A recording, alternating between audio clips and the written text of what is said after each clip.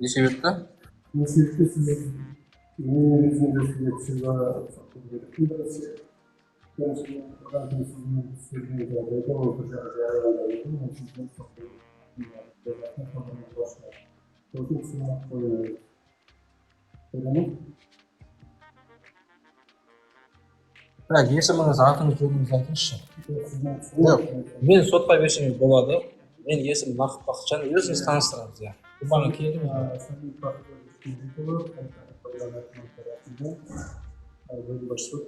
Бауыржан белсіз, есімім Бақтияр. Кеше Бауыржан деген кісі хабарласты маған. Абай ауданының әкімшілігі. Енді сіздерге өткізілме болып берілді. Енді сізді кім жіберді бұл жерге? Ben özüm yani boyunca yaptım. Bazı zayıf boyunca yaptım ben sizge. Жерге мен сізге кішігірім түсіндіріп жүргізіп өтемін. Енді сіздердің неге өзіңіз білесіз, заңсыз мекен немесе басқа жиын ұйымдастыру. Жоқ, мен оны заңсыз жиын деген жоқ қой. Мен прокурор шақырдым ол жерге. Бас прокурор, қаланың бас прокуроры немесе заңды сенімді өкілі. Қаланың бас прокуроры. Енді сізді кім жіберді бұл жерге? Жоқ, мен жиын ұйымдастырайын деп жатқан жоқпын. Прокурорды шақырдым.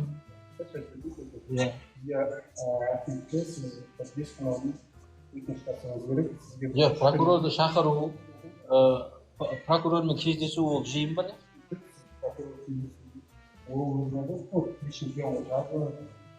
Ештеп білем емес, мен прокурорды 7 мамырға қарсы мына Бәйдібек бидің ескерткішінің қасына бас прокурорды немесе сенімді өкілін шақырдым. Ол шақыру заңсыз ба? Тек прокурор шақырды. Прокурорды ғана шақырдым. Ешкім шақырған жоқпын ба? Жоқ. Мен просто прокурорды шақырдым. Прокурормен кездескім келеді, мен мейрам қарсамда. Мен прокурорға бір торт сыйлағым келеді. Өзім жеке атымнан. Бола ма? Мейрамға қарсы прокурорға торт беруге бола ма, болмай ма? Кішкентай торт. Бағасы қымбат емес. Қазір ол темір мемлекет. Не, мынаны таныстырыңыз еді. Қандай қағазбен келдіңіз? Ғой таныстырдым. Одан кейін бұл жерге енді сізге айтып отырған себебім, егер жаңа бір қандай да бір жиын ұйымдастыру үшін сіз алдыңғы мен жиын ұйымдастырып жатқан біріншіден ол бейбіт митинг жиындарды мен оны білемін, оны бір ай алдын ұйымдастырасың, одан кейін оның қанша адам жиналатынын айтасың, одан кейін оның форматын айтасың. Ондай нәрсені бірінші әкімшілікке арыз жазасың. Мен оның бәрін білемін. Мен бұл жерде менің мақсатым прокурормен кездесу ғой. Ал енді сіздер неге бұны шатастырып отырсыздар? Мен Бәйдібек атаның қасында кездескім келеді. Мен жеке приемна барғым келмейді. Мен Бәйдібек атаны жақсы көремін. Сіздің өзіңіздің жеке пікіріңіз, бірақ мынандай бар ғой, әр прокурор болсын, қала әкімі болсын, аудан әкімі. Жоқ, сіздер неге бізге сызық сызып бересіздер? Мен неге осы сызықпен жүруім керек? Жоқ, сізге ешкім сызып беріп жатыр. Анау не жазылған мына жерде? Жоқ, мен өзім қарастырдым. Енді кеше ана Абай ауданының нелері не үшін барды ана жаққа? Мен Абай ауданына қатыспайтын, Әл-Фараби ауданына. Сіздер қазір кімге звондадыңыз? Мен қазір өзім Әл-Фараби ауданының территориясы, осы жерге жаңағы сіз осы Әл-Фараби. Сіз мынау төмендегі неге қатысыңыз бар ма? Әл-Фараби ауданы бойынша төменде болып жатқан қауіпсіздік мәселесі бойынша хабарыңыз бар ма? Қуаныш дүкенінің алдындағы мынау 44-ші үйдің арасындағы мәселемен жаяу жүргіншілерге өздерінде арнайы қауіпсіздік мәселесі учаскелер бекітілген, басқа мәселе басқа. Енді мен не істеймін қазір енді? Сіз келдіңіз маған.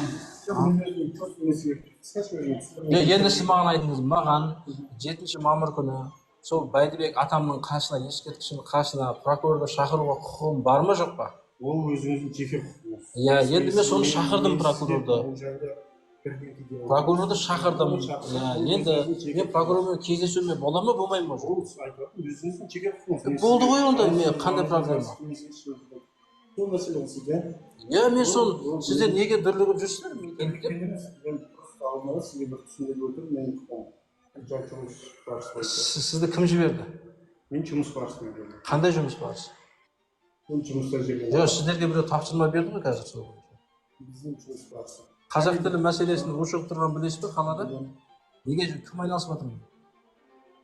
әр мысалы жалпы қалада 5-6 Бір көшеде, тоқтаңыз, бір көшеде Шымкент қаласы бойынша 20-30 факті бар. Қазақ тілі мәселесінің құқығы, конституция, тұтынушылардың құқығы, қазақ тілі мәселесі бұзылып тұрған туралы сіз білесіз ба?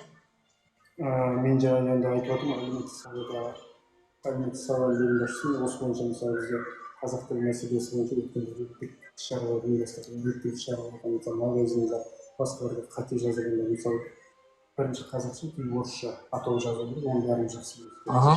Сол бойынша қанша магазиндерде осы қате жазылғандарды анықтау жұмыстары жүргізіледі. Бәрін ескерту.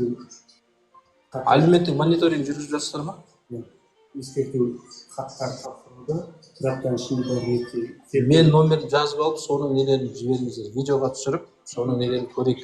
Сіздер қандай жұмыспен айналысасыз? Сіз егер бірге шыққыңыз келсе, мен бірге шықпаймын. Маған сіздермен жүретін, маған айлық төлейсіздер ме, ақша төлейсіздер? Жоқ, бізде мынандай болады да, еріктілер деген болады, басқа болады. Жоқ, еріктілерге кім ақша төлейді?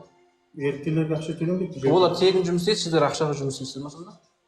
Бұл жерде айтып жатырмын, егер ол өзіңіздің құқығыңыз, егер шыққыңыз келсе, жоқ, сіз маған видео жібере аласыз ба? Осындай жұмыс жасап жатқаныңыз туралы видеолар жіберіңіз, 8701 жазып алыңыз. Беріңіз, мен жазып бере салайын сізге. Қате жазып қойып, ертең номерін тапып алып.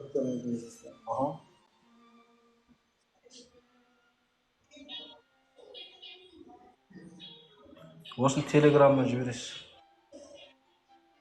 Жасап жатқан жұмыстарыңызды жіберіңіз. Біз әлеуметтік жерге салайық. Не жұмыс жасап жатқандарыңызды көрейік. Одан кейін мен сіздерге видео жіберемін. Мына жұмысты қараңыздар. Мына Айна базардың қасы сізге қарай ма? Газпром Айна базар. Жібек жолдағы. Сол жерге арыз жазылған екен. Сіздерге барды ма ол туралы? Газпром бойынша келіп, ол жерде қазақ тілінің менің құқығым тапталды ол жерде. Тұтынушылардың құқығы, қазақ тілі мәселесі бойынша. Сізде оның видеосына бірден. Видеосы бәрі әлеуметтік жерде топ. Қай неден көрсете аласыз ба? Ұлттық мүдде деген канал бар. Инстаграмда ма? Ютубта. Ұлттық мүдде.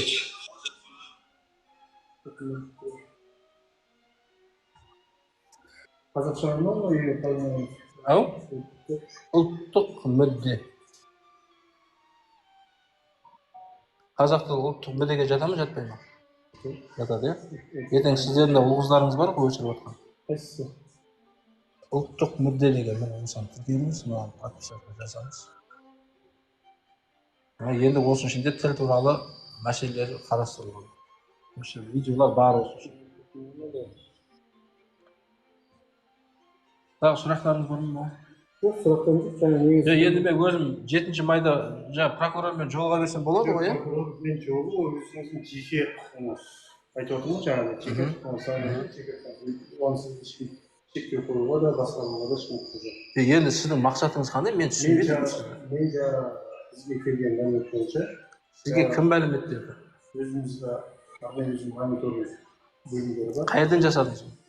Бізге солай тапсырылды. Сол бойынша келіп жоқ, тапсырма кімнен түсті? Қандай мекеме? Өзіміз мониторинг жасайтын бөлімдеріміз бар. Мекеменің қандай мекемедеміз? Мен өзім прокурордан түсініп айттым сізге. Сол жақтан келген бізге мәліметтер сол бойынша мен сізге қысқаша түсіндіру жұмысын жүргізіп мен сізге артынан кетіп жатырмын. Өзіңізден заңды бәрін білемін деп отырсыз. Сол бойынша қысқаша түсіндіріп бердім. Ал прокурормен кездесем деп айтсам, оған сізге ешкім кетпейді. Ол өзіңіздің заңды. Прокурормен кездесем деп айтты деп айтасыз ба прокурорға енді? Айтқанда енді өзіңіз шыққан шығарсыз прямо. Жоқ, мен прокурормен сөйлескен жоқпын. Сөйлескен жоқсыз ба? Иә. Сіз сәлем айтсаңызшы прокурорға. Қай прокурордың орынбасарының? Шымкент қаласының қалалық прокуроры. Немесе сенімді өкілі. Жазып алыңызшы. Шымкент қаласының прокуроры немесе сенімді өкілі Бәйдібек би көшесі Бәйдібек би ескерткішінің алдына 7 мамыр күні сағат 12-де келсін. Мен сол жерде нақты сұрақтарымды қоямын. Ол кісімен сөйлескен кезде 5-10 минуттық іс-шара. Мен жеке прокурормен сөйлесемін. Немесе сенімді өкілін жіберсін егер. Қолым бос емес. 7 мамыр Бәйдібек би көшесі Бәйдібек би ата ескерткішінде Шымкент қаласының бас прокуроры немесе сенімді өкілі. Екеуінің біреуі келсін. Бірақ сұраққа нақты жауап бере аладым. Мен ол кісілерге сұрақтар тапсырып кеткенмін. Сағат 12-де, 7 мамыр күні. Болды ма? жеткіземін. Жақсы. Соны хабарлама, сәлемдеме айтыңыз. Мен кеше прокурордың көмекшісіне де айтқам бұл мәселе. Бұл сізге неге Жеткіземіз деді. Енді сіз де жеткізіңіз. жеткіземіз. Мен сізге нөміріңізді алдым. Жақсы. Жақсы.